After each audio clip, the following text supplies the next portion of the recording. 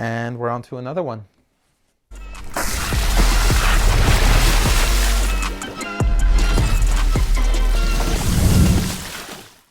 What's up guys, Vinny here with SneakrTweakr, and today we have a detailed look and review on a big time throwback shoe, the AND1 Rise. Now AND1 honestly hasn't really been as prevalent in the basketball shoe scene for quite some time. They do have a lot of throwbacks that they've been kind of bringing back, and those shoes were great performers.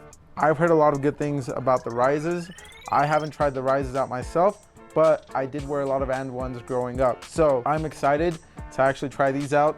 I think these are going to be one of those shoes where I feel like I would be doing it an injustice if I didn't mainly try it on outdoors.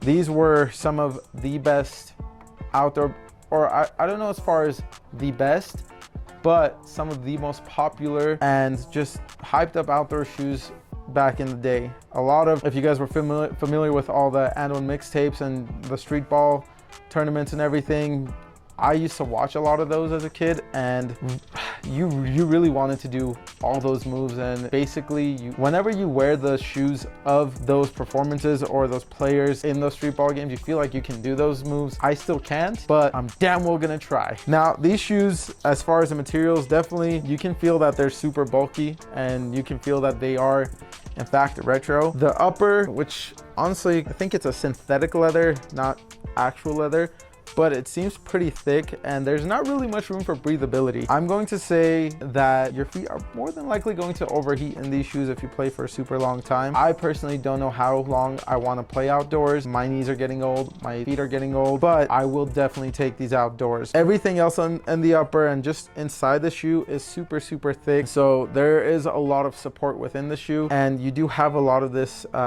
TPU reinforcements all throughout the shoe. So as far as the midfoot, the heel, it's kind of, there's a heel counter, and then it just goes all throughout up until right around the toe box. So material wise, it looks like it's going to be extremely supportive, but it's going to be really hot. As for the cushion, it uses what's called their DuraSpring foam, and I don't know exactly how comfortable that's going to be or how long that cushion is going to last. Again, keep in mind that this shoe is quite a few years old. It's honestly almost about 2 decades or even more than that old. Chauncey Billups, if you guys were familiar, unfortunately, back in 2004, he wore these shoes whenever he beat my Lakers in the 2004 finals. So it's kind of a love-hate relationship with these shoes, but definitely appreciate a good throwback. As for the outsole of the shoe, again, it is an outdoor shoe, so it's super firm. You have multi-directional traction pattern here. It looks kind of,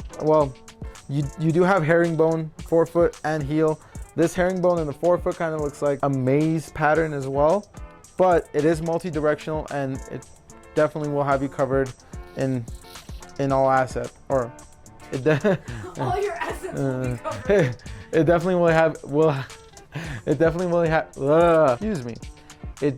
will have you covered in all aspects. So again, these shoes are a throwback. It's an old shoe, but it's one of those shoes that you definitely had to try back in the day. And because I didn't get to try it back in the day, I'm going to try it now and see how well it performs against today's shoes, or just with all the other shoes with upgraded technology. You definitely have lighter shoes, you definitely have better cushion. How are these going to hold up against a lot of those? So these retail for $110. I went up half a size on these. I went with the advice of Chris from Wear Testers on their AND1 video whenever he reviewed these, and he definitely said you have to go half a size up. So I went ahead and did that. We'll see how that works out during the performance review and if that's true for my feet. Some shoes I'm able to go down to 8.5. Some shoes, and most shoes I'm a 9, but with all the materials on this, it definitely feels like it's going to be a pretty tight fit. So I think 9.5 should be good, but stay tuned to find out if it actually is. As for the weight, again, it definitely feels heavier, but let's go ahead and find out how much these things actually weigh. 17.6 ounces. So definitely on the heavier end of the spectrum. And for someone who wears size 9, or I guess this one's a 9.5, it's a little bit on the heavier side. Again, these are definitely made to be durable. And honestly, I don't even know if these are shoes that I'd want to even try indoors. These are probably going to be an outdoor exclusive. If you guys do want me to try these indoors, let me know down below. If you guys have played in AND1s before, a lot of people have. I know a lot of people, especially my age, growing up, these things were super hyped. Everyone pretty much has owned a pair of AND1s at one point or another in their life, and they wanted to try out those crazy ass moves. Most of us couldn't, but it didn't stop us. We put on these shoes and we went out there. If you guys have tried AND1s out before, or these ones particular, the Rise, or if you got the ones that just released and have started playing in them, let me know how your experience is. Again, post about it, tag us, or comment down below. However you guys want to interact with us and show us your experience with these sneakers. We'd love to see it. We'd love to hear it.